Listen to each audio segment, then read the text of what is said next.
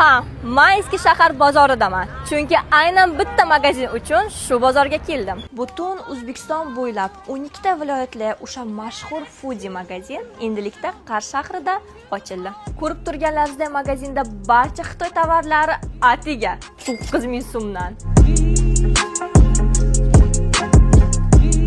Ko'rib turganlaringizdek, magazinda juda katta assortiment, hattoki hamma tanigan Tide, Persil, Ariel va boshqa brendlar 9000 so'mdan.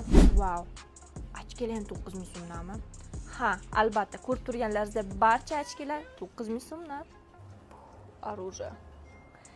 Hattoki hamma qizlarning sevimli bo'limi aynan shu magazinda topa olasiz. Manzil Qarshi shahri, eski shahar Qarshi moldi yonida. Mana peshxod ko'rib turibsizlar, birdi yo'li va ro'parasida daroza. Eski bozorga kiramiz. O'rta qator, o'ng tarafdagi 73